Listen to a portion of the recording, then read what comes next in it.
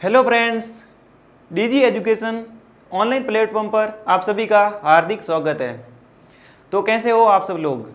अच्छे होंगे, ऐसी मैं उम्मीद करता हूँ। अच्छी पढ़ाई चल रही होगी, खासकर ज्योग्राफी के तो शानदार जो पढ़ा हुआ है वो तो शानदार हो गया होगा, क्योंकि जो जो चैप्टर पीछे हो गए हैं उसका रिवीजन आपने 10 बार तो कर लिया होगा, और बाकी एग्ज़ाम आएगा तब तक 20 बार कर लोगे। और साथ में दूसरे सब्जेक्ट भी पैरेलल लेके चलना है आपको।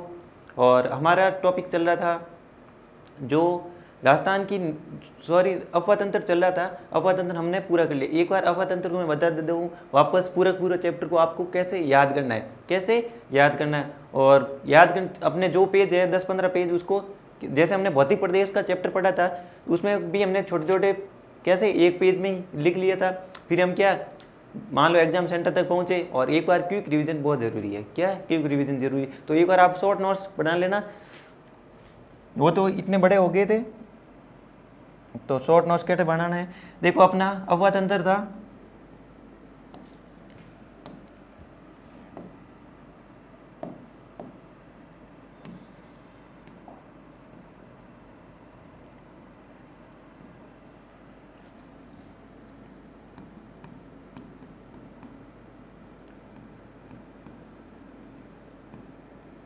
अफवाह तंत्र हमने 3 पार्ट में डिवाइड करके पढ़ा था। मैं वापस इतना नहीं लिखूंगा क्योंकि टाइम बहुत कीमती है। देखो, अरब सागरीय अफवाह तंत्र और अंतःप्रवाही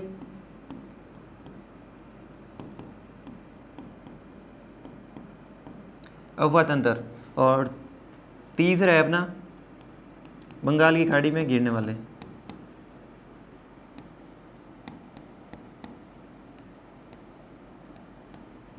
इसको देखो, एक अरब सागर का पेज अलग ही बना लेना, 3 पेज बना लेना। एक इस साइड मान लो ये पेज है, इस साइड में पूरे अरब सागर बना लेना। अरब सागर का पेज हो गया, उसमें क्या करना है, जो अपनी लूनी नदी है, माई नदी है, साबरमती है, पश्चिम बंगाल, पश्चिम बनास है, वो सारी की सारी क्या लिखना है, एक पेज पे चित्र के फॉर्म में लिखना है। क्या है, मैप पे फॉर्म में लिखना है।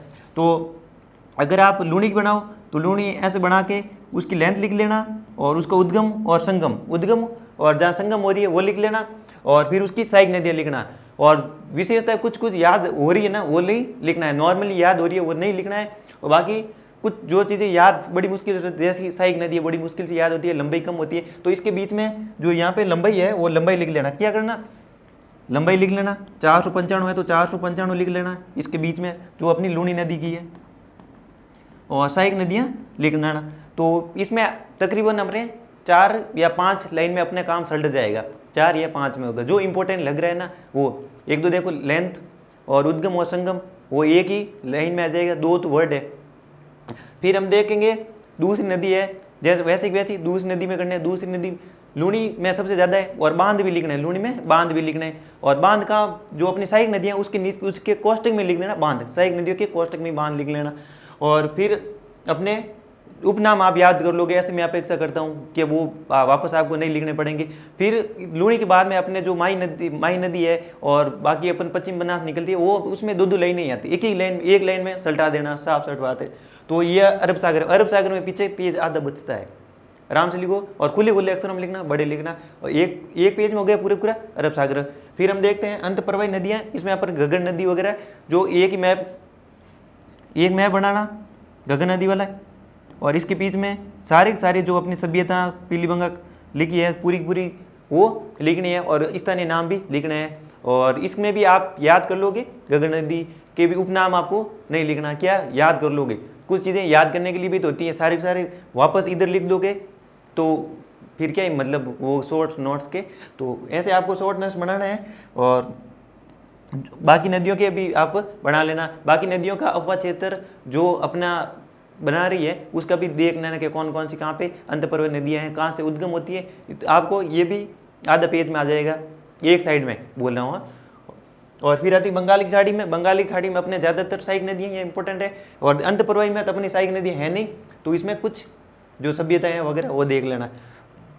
और बंगाल की खाड़ी में अपने जो चंबल नदी है उनकी सहायक नदियाँ रट लेना। और उसी सहायक नदियाँ देखो, अपन चंबल नदी बनाई थी, चंबल नदी में इसका अफवाह क्षेत्र, और इसी पे चंबल नदी में 2 मैप बना लेना, एक तो सहायक नदियों का बना लेना और एक बांध का बना लेना, क्योंकि ये थोड़ी इंपॉर्टेंट है। बाकी तो अपने जैसे माही नदी पढ़ते हैं यहाँ पे, तो माही नदी में देखते हैं कि इसकी सहायक नदियाँ और बांध तो माही बजार सागर तो याद रह जाता है। और ऐसे मैप में 10 डाल लेना, काकद्वीप को कहाँ है, सोम कागदार परियोजना कहाँ पे है, तो उसकी सहायक नदियों के साथ में एक ही मैप में अपना सल्ट जाएगा, किसमें, माही नदी में। और इसमें देखो क्योंकि जो चंबल नदी में है, चंबल नदी में बहुत सारी है, क्या नदियाँ भी सारी है और बांध भी सारे हैं, और उसमें अपने जो अपने लेंथ वाइज भी पूछ सकते हैं कि भाई उद्गम से संगम की, और बांध में पूछ सकते हैं, तो इसमें थोड़ा बड़ा होगा तो भी चलेगा। फिर भी एक पेज में अपने बंगाल की खाड़ी पे जो आ जाएगा बनास, फिर तो बनास नदी है,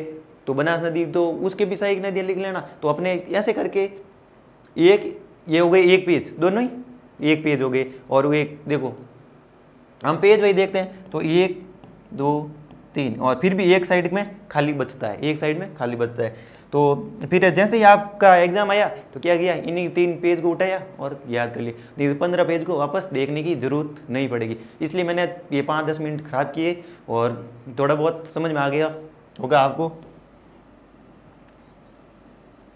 अब हम चलते हैं अपने टॉपिक की ओर। अपना टॉपिक होगा आज, अपना टॉपिक है ये, आपके सामने पेश किया जा रहा है, ये क्या है, राजस्थान की जिले, राजस्थान की प्रमुख जिले के बारे में हम पढ़ने वाले, क्या लेक्स के बारे में पढ़ने वाले। तो सबसे पहले मेरे दिमाग में एक ही ख्याल आता है कि जिले, तो लिखने का काम आपको बाद में करना है, अभी आपको समझना है। तो देखो जिले, सबसे पहले हम देखते हैं कि राजस्थान में सर्वाधिक जिले, राजस्थान में सर्वाधिक जिले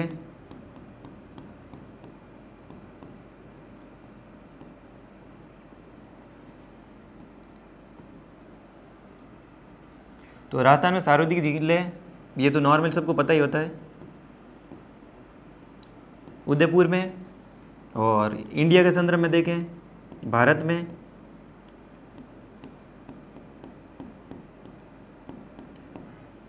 सर्वाधिक जिले हैं अपने श्रीनगर में। और फिर आता है थर्ड, राजस्थान से होते हुए, इंडिया से होते हुए विश्व में चलते हैं, विश्व में सर्वाधिक जिले हैं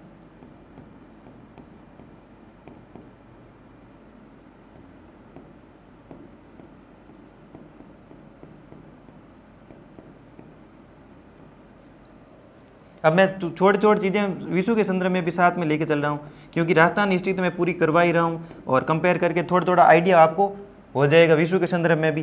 तो विश्व में अपने आप फिनलैंड है,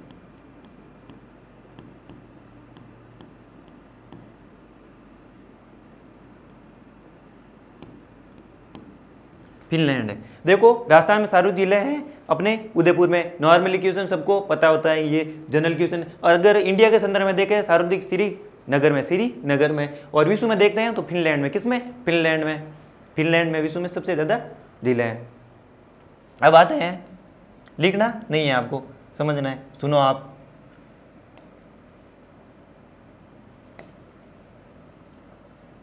अब हम जिलों को वर्गीकरण करके पढ़ेंगे। देखो हम अध्ययन की दृष्टि से 2 पार्ट में डिवाइड करके पढ़ेंगे। कैसे, 2 पार्ट में डिवाइड करके पढ़ेंगे अध्ययन की दृष्टि से।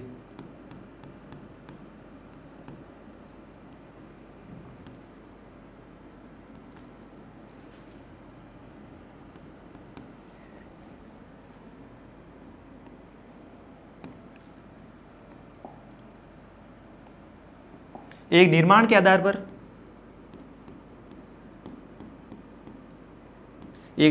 आधार पर,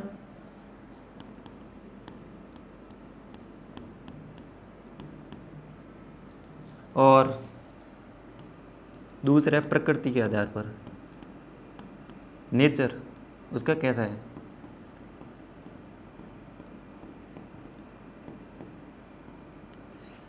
प्रकृति के आधार पर, तो हम सबसे ज़्यादा प्रकृति के आधार पर ही पढ़ने वाले हैं। क्यों पढ़ने वाले हैं, क्योंकि हम राजस्थान में ना निर्माण के आधार पर स्पेशलिस्ट नहीं देखते हैं। निर्माण के आधार पर क्या है, मैं नॉर्मली बता देता हूँ, ये समझने के लिए चीज़ें हैं, इसलिए रटना नहीं है, समझना ही है, और नहीं याद हो निर्माण के आधार पर कोई नहीं। देखो एक है पलया झील जो हमने देखी थी रेगिस्तान में, अस्थायी पानी की झील को पलया झील। क्रेटर झील,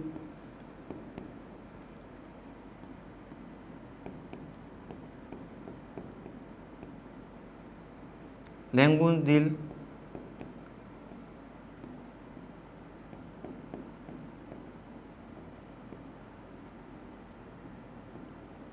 गोखुर झील। देखो पलय झील हमने देखी मरुस्थल में अस्थायी जिला को पलय झील कहते हैं। कब बताया था? देखो हमने जो वर्ड देखे थे हिस्टोरिकल, कुछ नाम कन्फ्यूजन वाले वर्ड थे उसमें हमने देखा थी कहाँ भौतिक प्रदेश में देखा था पलय झील। मरुस्थल में अस्थायी पानी की झीलों के क्या कहते हैं? पलय झील, जहाँ पलिवाल ब्राह्मणों द्वारा कृषि की जाती है, खड़ीन कृषि की जाती है, ये अपनी पलय झील हो गई। तो पलय झील जैसलमेर में पढ़ ली, हम बाकी झीलों के साथ में ये पढ़ लेंगे और लिख लेंगे कि ये पलय झील है। ये क्रेटर झील, क्रेटर है, हम देखते हैं कि जो ज्वालामुखी उद्गार होता है और उसके द्वारा जो झीलों का निर्माण होता है, उसके द्वारा मान लो मैग्मा भंडार है, मैग्मा भंडार नीचे से मैग्मा निकल कर बाहर आ जाता है और फिर वहाँ पे एक गर्त बन जाती है, तो उसमें भी झीलों का निर्माण होता है। ज्वालामुखी के उद्गार के आधार पर जो अपने ज्वालामुखी के जो मैग्मा भंडार खाली हो जाता है, नॉर्मल समझ लो, उसमें जो पानी इकट्ठा हो जाता है बाद में बारिश का, तो उसमें बोलते हैं कि ये इसका क्रेटर झील है। अपन देख रहे हैं क्रेटर झील के अपने राजस्थान में निक्की झील, पुष्कर झील और रामगढ़ झीलें हैं जो क्रेटर झील के उदाहरण है। और लेगून झील वो होती हैं जो समुद्र के तट पर होती है यहाँ पे, और समुद्र से जुड़ी हुई नहीं होती है, बहुत ही पास से करीब से होती हैं, ऐसे वो होती हैं लेगून झील। और लेगून झील हम देखेंगे इंडिया का, जब पढ़ेंगे इंडिया का ज्योग्राफी पढ़ेंगे तब आराम से देखेंगे। और गोखरू झील वो होती है जब नदी चल रही होती है, नदी ऐसे अलग अलग चलती है, अगर इसका फ्लो बहुत तेज़ हो जाता है, पानी ज़्यादा आ जाता है, तो ये वाला पार्ट छूट के ये सीधी चलने लगती थी, और ये वाला जो खुर के आकार का बन जाता है,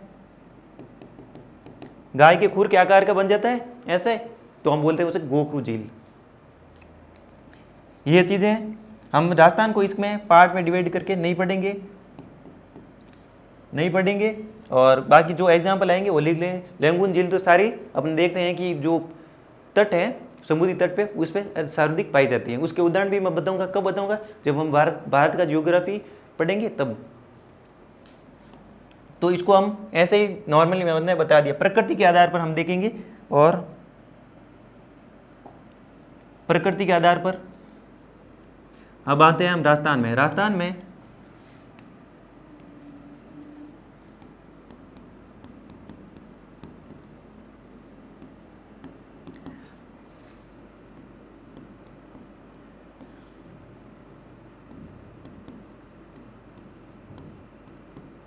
जल की प्रकृति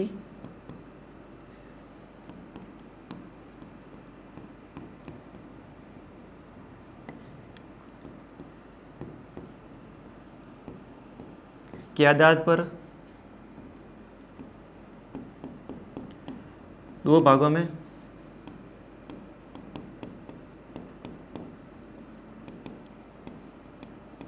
बांटा जाता है। देखो कैसे, एक तो हम देखते हैं जल का नेचर कैसे होता है, उसके आधार पर हम राजस्थान वाले अलग पार्ट में डिवाइड करके पढ़ेंगे। तो अपने राजस्थान में निर्माण के आधार पर हम नहीं पढ़ते हैं प्रकृति। एक तो खारे पानी की झील,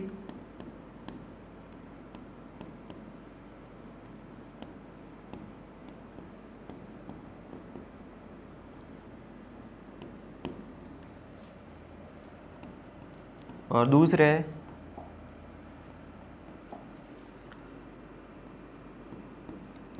मीठे पानी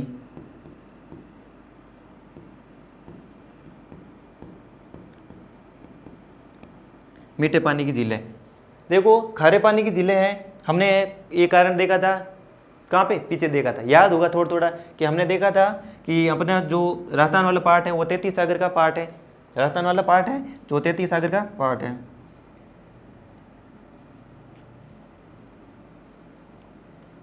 जो हम देखते हैं, हमने यहाँ पे पढ़ी थी नागौर उच्च भूमि, नागौर उच्च भूमि ये भी तैतीस सागर का पार्ट, और ये भी तैतीस सागर का पार्ट है। अपना जो पूरी मैदान है वो भी तैतीस सागर का पार्ट है। तो क्या हुआ, देखो अपन देख नागौर उच्च भूमि में क्या है, जो माइकासीस चट्टान है वो थोड़ी ऊपर है। नागौर अपलैंड भूमि हमने देखी थी, नागौर उच्च भूमि वो हमने देखी थी कि वहाँ पे माइकासीस चट्टान ऊंची है, तो वहाँ पे इसलिए खारे पानी की सार्वधिक झीलें पाई जाती है पीछे पड़ा भौतिक प्रदेशों में। और बाकी क्या है, पूरी मैदान में जब नदियाँ चलती है तो वहाँ पे अवसाद जमा कर देती है मिट्टी से, मिट्टी बहुत ज़्यादा परत, जो माइकासीस चट्टान है उसकी बहुत सारी परतें जम जाती है। जमने के कारण वहाँ पे जो माइकासीस है केशुक तत्व कैपिलरी सिस्टम से जो केमिकल है वो ऊपर, जो अपने अंदर रासायनिक पड़े हैं वो लवणता जो मात्रा ऊपर नहीं आती है। तो इसी कारण हम ये हमने पीछे कॉन्सेप्ट देखा था। तो इसमें अपना आता है कि तैतीस सागर के कारण,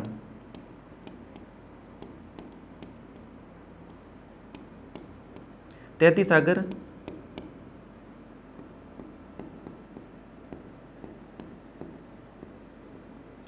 अवशेष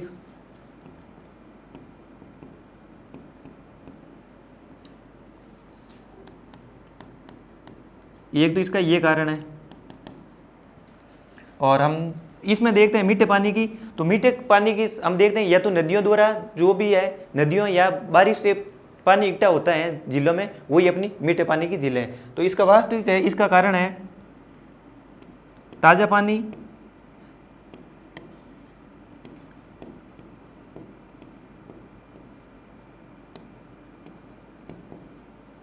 ताज़ा जल या पानी, या नदियों द्वारा जो लाके पानी डाल जाते हैं, बारिश होती है, बारिश के द्वारा पानी इकट्ठा होता है जो वो मीठा पानी रहता है। तो इसके में कुछ मीठा पानी में कुछ जिले में कुछ है नहीं। और इसमें याद रखने वाली चीज़ें, खारे पानी में अगर क्वेश्चन पूछ ले कि राजस्थान में सर्वाधिक नदियाँ, खारे पानी की नदियाँ क्यों पाई जाती है, इसका कारण क्या है, तो तैतीस सागर का अवशेष के कारण भी मान सकते हैं। और एक दूसरा और है, नदियों के तल में, सॉरी इसके झीलों के तल में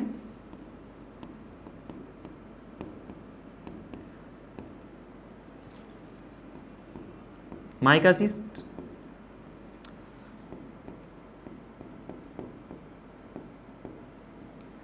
चट्टानें पाई जाती है,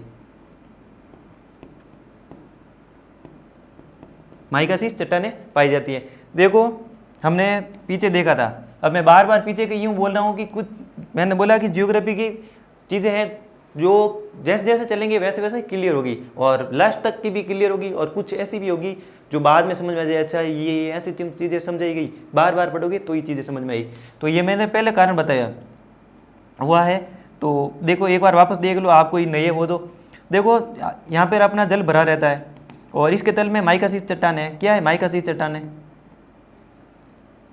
माइकासीस चट्टान है, माइकासीस चट्टान है, पानी भरा हुआ है।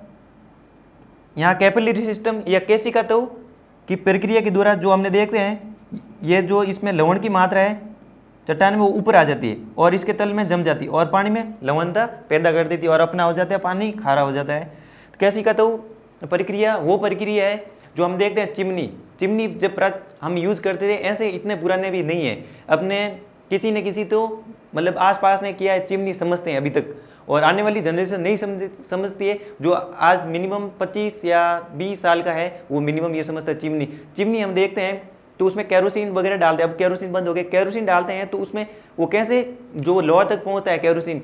दिया है, हम देखो दिया की बात जो बाती होती है वो कैसे जो घी को ट्रांसफर कर करके अपनी लो को कंटिन्यू, जब तक घी खत्म नहीं होता है तब तक वो दिया जलता रहता है, वो भी एक ऐसे तो प्रक्रिया है। फिर हम देखते हैं एक बाल्टी है और बाल्टी में से अगर कोई जो तौलिया वगैरह अगर नीचे लटका के रखते हैं तो जो ऊपर भी कपड़ा होता है, मान लो ये बाल्टी है, बाल्टी के ऊपर हमने कोई कपड़े ऐसे ही डाल दिए, एक कपड़ा का सिरा है जो अंदर भीगा हुआ है और दूसरा ऐसे बाहर सूखा लटका हुआ पड़ा है, तो वो भी थोड़े टाइम बाद में भीग जाता है। कैसे, वो होती है केशिका तो प्रक्रिया होती है। और उसी कारण से हम अगर खेती भी करते हैं ना तो तवी वगैरह निकालते हैं पहले, मतलब निराई गुड़ाई करने के बाद में हम देखते हैं तो उसमें देखते हैं वही प्रक्रिया है जो अपने सारे क्या है उसके नीचे माइकसिस चट्टान पाई जाती है। तो क्या पता है कि लवण की मात्रा ऊपर अधिक बढ़ नहीं जाए। ये अपने देखो खारे पानी की झीलें क्यों हैं, तैतीस सागर के अवशेष के कारण, वास्तविक कारण है इसके तल में पाई जाती माइकासिस चट्टान के कारण। और सर्वाधिक झीलें खारा पानी की झीलें नागौर में है क्योंकि वहाँ का है माइकासिस चट्टान ऊपर है। क्यों ऊपर है और पूरी मैदान क्यों नीचे है? पूरी मैदान का निर्माण हुआ है नदियों के अवसादों के कारण। नदियों के अवसाद जमे हैं, बार बार जम रहे, अभी भी नहीं उनका निर्माण हो रहा है, तभी उनके ऊपर जम गई और वो नीचे रह गई। उसका प्रभाव इतना इम्पैक्ट हमें दिखने को नहीं मिलता है पूरी मैदानों में। यह है अपने खारे पानी की झीलें और मीठे पानी की झीलें। अभी पढ़ेंगे हम खारे पानी की झीलें। क्या पढ़ेंगे? खारे पानी की झीलें।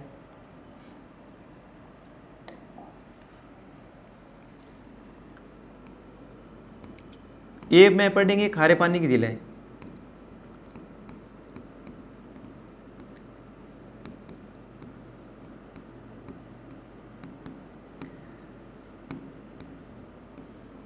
खारे पानी की लिमिटेड झीलें हैं और याद कर सकते हैं, और मीठे पानी की बहुत सारी है इसलिए हम याद कर नहीं सकते। इसलिए आप खारे पानी की रट लो और मीठे पानी की ऑटोमेटिक आपको याद हो जाएगी। अगर ऑप्शन में दिए हो रहे हो तो आराम से निकाल सकते हो। इसमें मेरे को एक ट्रिक मिली है मार्केट में से,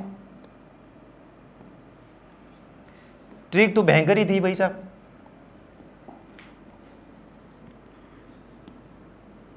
ट्रिक क्या थी? भयंकर थी।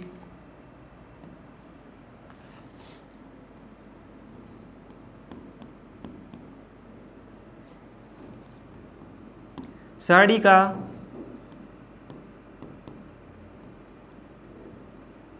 का पल्लू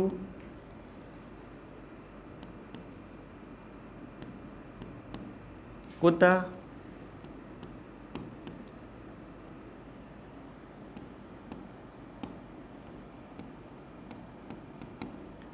क्या करनी है? ये ट्रिक है। मैंने भी पहली बार इसको देखा था तो बहुत लगा था, 4-5 घंटे हंसा था मैं। तो आपको क्या करनी है? ट्रिक याद करनी है। साड़ी का पल्लू कुत्ता फाड़ रहे हैं, और याद ऐसे करोगे तो आप कंफ्यूज नहीं होगे, और नहीं डायरेक्ट रटने की कैपेसिटी है तो रट सकते हो। देखो इसमें अपनी नदियाँ कौन कौन सी आएगी। हमें क्या करना? साड़ी का पल्लू कोई फाड़े, हमें क्या करनी है? हमें तो बस नदियाँ, खारे पानी की झीलें याद करनी है। नदियाँ बार बार आ रही है, देखो दिमाग में फिट हो गई नदियाँ। इतने दिनों से आराम से इतने रिपीट किया मैंने तो पूरी देखो। साड़ी से सा से आता है अपने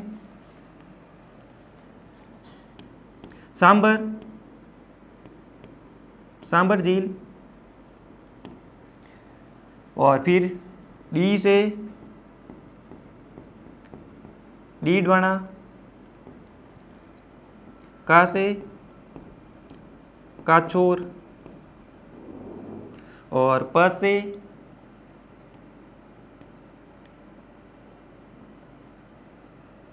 देखो सांबर झील, डीडवाना, काछोर, और प से अपना है पचपदरा।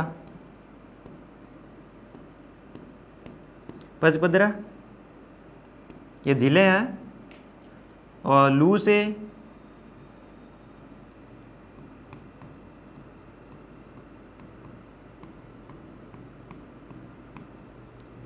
लूणकरणसर, और कू से कौन सी बच गई? फिर आती है अपनी एक आती है अपनी कुचमण,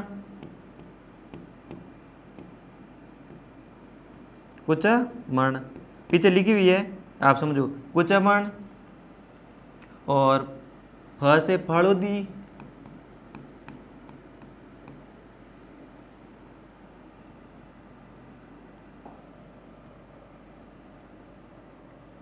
और र से रेवासा। देखो आप एक एक चीज को देखते हैं। सांबर जयपुर में, मान लो ये याद होगी ट्रिक के माध्यम से। फिर आपको डिस्ट्रिक्ट भी याद रखने जरूरी है, डिस्ट्रिक्ट पूछ ले। और कुछ देखो सांबर तो नॉर्मली हमें पता होता है जयपुर में, डीडवाना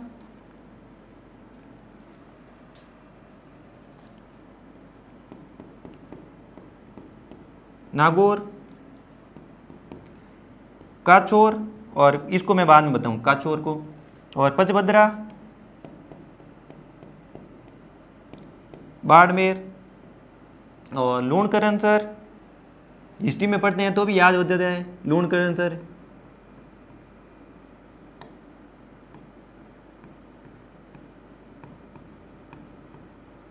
बीकानेर, और कुचामन, नागौर, और रेवासा, सीकर, और फलोदी, जोधपुर।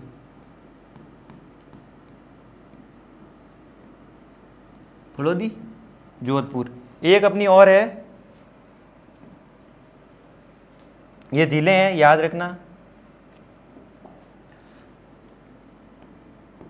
नावा, नागौर, और ये काचोर, और एक है कावोद। यह है जैसलमेर में,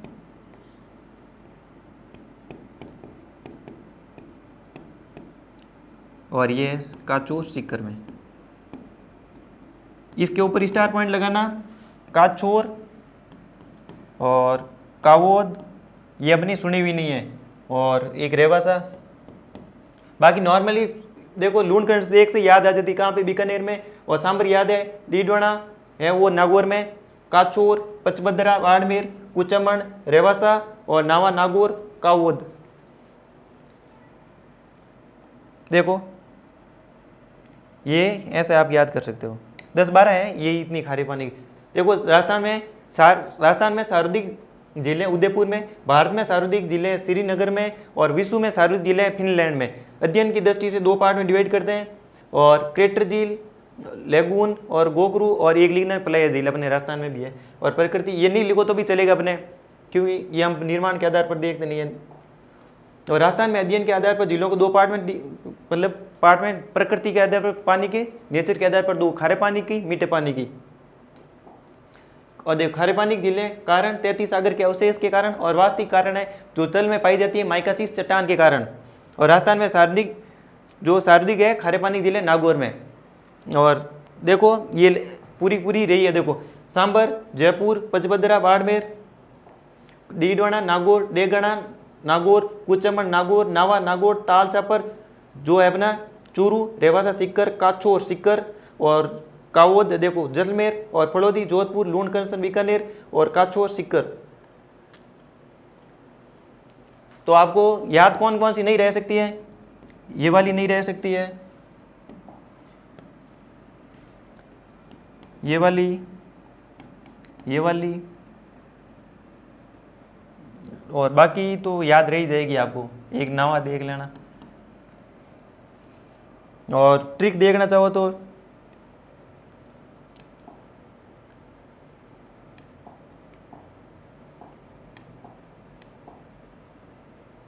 ये ट्रिक भी लिख सकते हो, और कुत्ते में अपने ताल चापर भी लिख सकते हो। कुत्ता में 2 निकाल देना, जैसे अपने यहाँ पे निकाली थी ना लूणकरण, कुत्ता में ताल चापर लिख लेना। साड़ियों के पत्ता कौन, जो पल्लू कौन फाड़ रहा है, वो अपना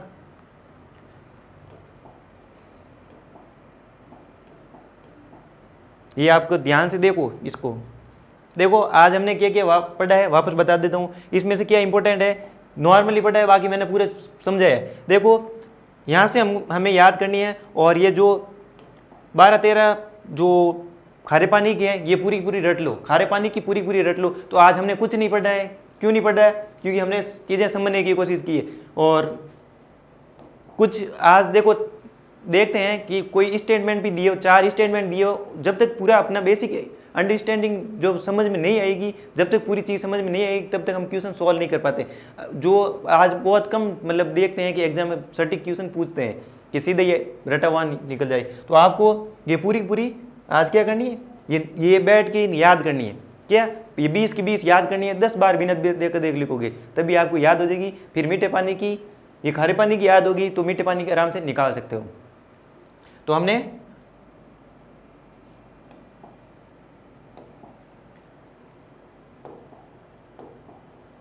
यहां से शुरू कर सकते हो राजस्थान की प्रमुख जिले हैं खारे पानी की, मीठे पानी की, यहाँ से आप लिख लेना। और इतना ही देखो, इतना ही चाहिएगा 20। आपको क्या करनी है, जो ये 15 है जो आप याद कर लेना, ट्रिक वो याद करो तो वैसे कर लेना, और ऐसे याद करना चाहो वैसा कर लेना। और क्या करना है, हमें फाइनली चीज़ करनी है याद। अब जैसा हो वैसा हो, तैसा हो जैसा हो कर लेना।